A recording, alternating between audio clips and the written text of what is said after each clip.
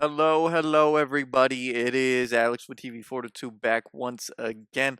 And we got a little bit of an interesting film to talk about today. It doesn't seem like an official feature. It's on Amazon Prime. It's about 70 minutes long. And normally, to make an official feature, it's got to be about 80 minutes. And this one seems a bit amateur, but still interesting enough. Got some interesting concepts. It's set at an Airbnb in the woods. It's a bit of a psychological thriller, keeps you guessing throughout. There's uh some interesting scares, more so kind of some interesting reveal moments, and I would say it's fascinating because you think the bad people are one group, but really it's another group as well. I don't want to fully spoil, but I feel like I'm comfortable enough mentioning that. So there's some interesting reveals throughout. And the way the movie's set up, it's not like it hasn't been seen before, but it is somewhat unique in a certain sense. I didn't mind it. It's been done a good amount of times before, but yeah, let me just explain it a little bit. So, the movie set up at the beginning and a few times throughout, police interviews happening between the cops and this one character, and then at a certain point, another character, and the second character only shows up, I would say, in the last third of the movie. The other character maybe shows up slightly before halfway through. So it's not like they are characters present throughout the whole movie or even extremely present in general. The first character does have some cool moments by the end. And so essentially, the plot is you have these two female college friends who are going away to an Airbnb around New York. It's a bit in the woods. So once they get there, the owners of the house, this lady comes out and is like, "No, I didn't book the Airbnb for anyone. I think you have your dates mixed up." So then the girls go back outside. The one girl checks the listing and she's like, "No, I booked it for this day at this location." So then she goes up and talks to the lady again and she's like, "Oh, you know what? I forgot." So then the one lady from the house and her brother end up leaving the house, and the two girls stay in there. They have their first night of drinking. They kiss once, and then the one girl pulls away and she's like, "We're drunk. It's good for us to go to bed." So then they go to bed and they hear some scary stuff throughout the night, like people walking around outside. And when they wake up in the morning, there is a dead animal on the back porch.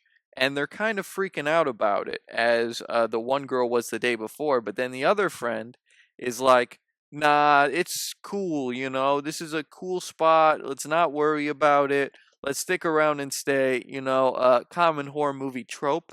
By the end, you get maybe a bit more of an idea why that is. So it kind of works for me, but that trope is very strongly there just to keep the movie going. So then, as the movie continues to go on, there's more creepy stuff going on, and the one girl cuts her arm, and her friend is really freaking out about it. It seems like a pretty bad cut, but the friend is like, "Oh, it's no big deal. It's no big deal," which is kind of weird. It's kind of weird. But again, it makes some more sense by the end. So then they end up leaving to go to a party, but before that, the one lady and her brother come back, and the lady is like, "Oh, would you mind if we came back and stayed at the house? We really don't have anywhere to go," or something like that, "but we would really appreciate if we could get back in the house by the end of the day." And the one girl's kind of like, "No, I'm sorry. We have it booked for this time. We're going to be going to a party tonight." And I have no idea why she even mentioned that, but whatever, she did. And then so the friends are heading out, very soon. And the brother was over behind the garage, and he walks out after the girl goes back inside, and he's like, "I'm gonna kill him. I'm gonna kill her." And then his sister's like, "Nah, nah, nah, chill, chill." Uh, so yeah, we're starting to get into some spoilers near the ending. That is the spoiler that yeah, these are definitely some of the bad people. These are the bad people. These are likely our villains, and that is to be expected. That's not a huge twist. Throughout the movie, they've been talking about needing to get back in the house for some reason, and we're not exactly sure why. Um, but it's kind of revealed that they talk about how there is something hidden behind a door in the house that they don't want to be revealed. And it seems conspicuously like it's probably a dead body. Okay. And so one of the cops shows up, I think slightly before this, but he's talking to the one girl and he's like, "Oh, the lady who was staying here, her daughter was really worried about her." And so then when they come back, the girl's like, "Hey, your daughter's been looking for you." And she's like, "Oh, I gave her a call earlier today. It's all good." So then when the cop comes back a little later, she's like, "Oh, she gave her a call. It's all right." And then the cop later in the movie calls the daughter. And I'll reveal in a second exactly how that conversation goes. But then they go away, the two friends, to party in the city. And the one friend with blonde hair starts hooking up with this other guy very quickly. They're doing it in the bathroom. And then the other friend gets jealous and comes back and starts hooking up with the other guy. And then brings him back to their place. And they are hooking up there as well. And so back to the cop talking to the daughter on the phone, and she's like, "No, I haven't talked to my mom." And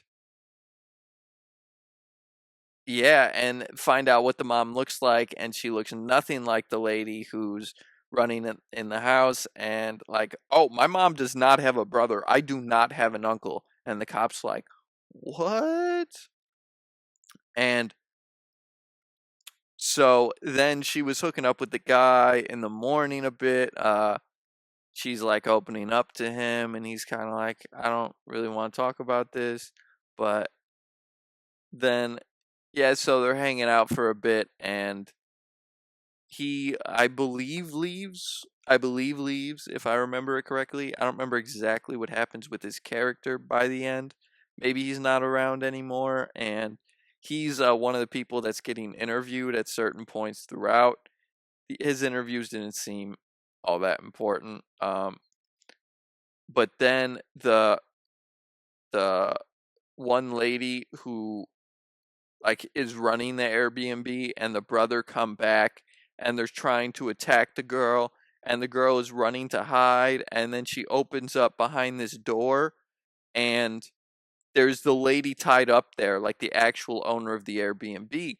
And she goes to untie her, and the other lady sneaking up behind her, and then she runs and she's like stabs her with scissors. And then she's at gunpoint by the brother, but then the cop comes in last minute and takes him out.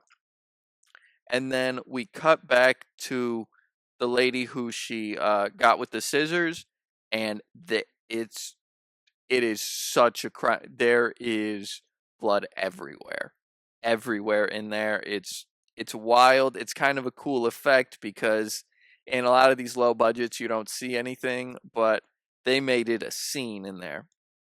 And then the cops are taking a picture of the one guy dead there, and the girl is outside talking about her dead friend.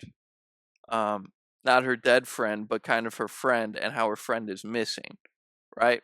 Then the cop reveals to her that her friend was never there. And we see shots throughout of like how she was tucking in her friend when no one was there. She was talking to her friend. The other people never saw the friend. And the Cop shows her pictures that she took on the trip, and her friend isn't in any of them. And then shows her a news article about how her friend drowned like a few years ago. And then we see flashbacks to that and how she had a fight with her friend because her friend brought a boyfriend along on their trip. And I guess our main girl was in love with her friend or something like that, because she has these lines where she's like, I would kill for our friendship. Like a lot of people would kill for the friendship we have, including me. And it's kind of fascinating. That is actually the last line of the movie. And then her friend falls in and she doesn't save her. So her friend drowns. And then the boyfriend of the friend offs himself the next day. So it's really tragic. And I guess she shut it out of her mind to cope. And yeah, I don't know. It's very fascinating. And then they show how the the person running the Airbnb, the lady and her brother, how they went and they were looking to rent out the Airbnb, and then they knocked out the lady who actually owns the house, the mother of the daughter who was worried about her, and then they kidnap her, put her in the closet, and the other group unexpectedly show up, so they don't know what to do and end up getting out of there. But it's revealed that their family was foreclosed on many years before, and their house was taken from them when they were kids. So they really wanted to get their house back. So there's a little bit of commentary about people coming on hard times and then losing everything, and how now very quickly they became evil, and how quickly that shift can happen. So I thought that was a little bit of interesting commentary. It's not that unique. You've seen it in a lot of movies before, but I appreciated that this very low budget horror movie decided to do something with it. So that was pretty cool. And then they show footage. I guess there was cameras in the house of when the girl attacked the lady with the scissors, and she goes at her like crazy. And one of the cops is like, is this supposed to be self-defense? Because the lady's on the ground and she keeps going for at least 15 seconds until they cut away. And then the cop goes and runs after her like he's freaking out, and he gets out to the driveway. She's already gone. She was being driven off by a cop. And then she ends up taking out the cop and tossing him out. And he's on the ground, like not even fully gone yet. She steals the car and she's driving off. Her shirt is like coated. And yeah, that's when she has the line driving across a bridge. Like a lot of people would kill for the friendship we have, including me. And it's like a drone shot, and then they yeah, the credits roll. So this movie was pretty interesting for a low budget horror movie. At a certain point, actually, when the cops are taking pictures of the brother after he's been taken out, they're using the same lighting equipment that I use. So I thought that was kind of fun. I was like, oh, this is low budget. The lighting struggled in the movie, I'm not going to lie. So I would assume they might have used that equipment for other shots in the movie as well. That would make sense because the lighting equipment is not expensive. I'm using it.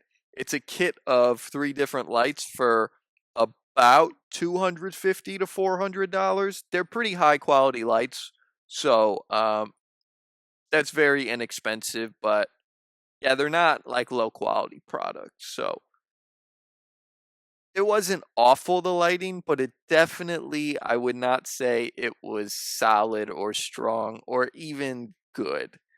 I wouldn't call it bad or terrible, but it wasn't good. And yeah, the acting was pretty decent. The one lady who ran the Airbnb was very monotone and very clearly creepy off the bat, and the brother like barely said anything, and he was so creepy looking. And that was likely very intentional to save the twist. So they did a pretty decent job. They seemed to definitely be going with what the director was going for. I would say their dialogue was written pretty decently. Um, a lot of the dialogue was kind of shoddy throughout. So, in comparison to the two friends, I would say their dialogue was solid, but none of it was great. None of the dialogue was great. The cop did a very good job with the lines he was given, but even his weren't great. Uh, it's not like they were bad, but it wasn't that cohesive, and yeah, it wasn't strong. I'm not quite sure how to describe it. If you like low budget horror set at Airbnbs with interesting twists, I would recommend it. I know I've kind of spoiled it, but how it plays out is still pretty fun. I like low budget. I like movies set in the woods, and it was kind of cool. I normally go for movies with a group of friends. This only had two friends, but yeah, it was still pretty interesting. I do like that our character seems very kind throughout. By the end, there's the interesting twist that she's actually crazy. Uh, yeah, the friend did a very interesting job acting as well. And again, it being revealed that she's not actually there kind of makes it work better for me. That she's like, no, why would we leave? Let's stick in the house, right? So that was pretty cool. Again, I kind of like the commentary about, oh, very quickly people can become evil when everything's taken from them. Like the people were living in their car and their car broke down. So I thought that was pretty interesting commentary. Yeah, again, I really like the reveal of I don't have an uncle. My mother doesn't look like that. That was a pretty cool reveal. And yeah, also not just that the friend wasn't there, but that the friend was really a killer, and her like going to town on the one lady and then getting the cop at the end driving across the bridge. I thought it was pretty solidly done. The movie ended up really solid by the end. And it does keep you engaged throughout. So overall, I would recommend this movie again if you're a fan of movies that kind of mess with your head a bit, low budget and set in the woods. It's got some interesting aspects, and yeah, overall, it's pretty fun. It's nothing all that special on the scale of low budget horror movies of this style that I enjoy. Taking it at face value, not really judging it too harshly, again, because it's very low budget and because I'm kind of a sucker for these kind of movies. I would give it a fair 7.9. Uh, that again is going on my very generous scale and even more generous than normal for this. But yeah, I recommend it if you're a fan of this type of movie. If you're not, then yeah, it's probably not for you. But overall, I would love to hear your thoughts below. I would assume most of you, if you've gotten to this point, or have even clicked on this video in general, you have probably seen the movie. So I would really love to hear your thoughts below, and I really appreciate you watching so much. So once again, this movie is called What Happened at 625 River Road. I give it a 7.9, very generous scale. Uh, the twists were kind of fun. The writing was not great. The lighting was not great. And by writing, I mean dialogue. Overall, the writing in general was pretty decent, engaging throughout, and pretty fun. Pretty fun. Not the coolest of this kind of movie I've seen, but pretty solid. Solid enough. So, again, thank you so much for watching. And until next time, this is Alex with TV Fortitude, and we're signing off.